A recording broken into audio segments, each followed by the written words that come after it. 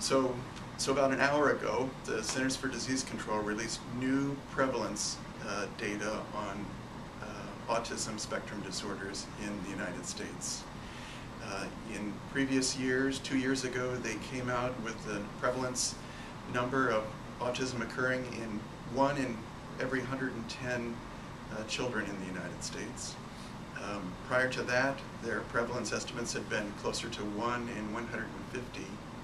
Now, 2 years later, they're circling back using the exact same strategies for measuring and assessing the prevalence of autism, and they're reporting today a prevalence of 1 in 88, 1 in 54 boys. And this represents a 23% increase over the previous estimates that we had heard 2 years ago.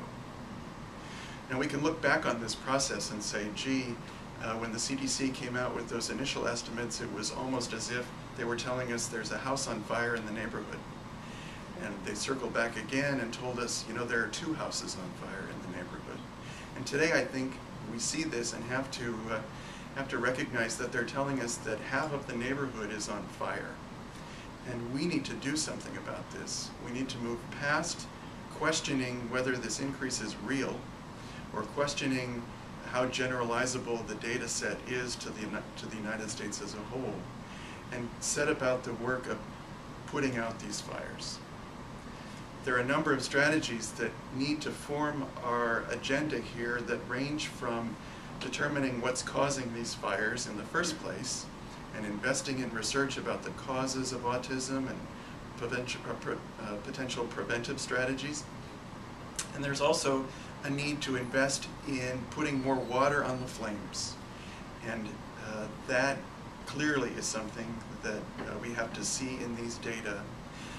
Families recognize no surprises here in terms of their experience. We have a waiting list here at Seattle Children's for families to get services that exceeds 1,000 people. And that's unacceptable. We need to figure out ways to bring more resources to bear, to increase our water supply, as it were, to put out these flames. The CDC report is yet another call to action for us, and it's time that we as providers and families and as a society do something very significant to keep more houses from catching flames, anticipating that the CDC is going to circle back in another couple of years.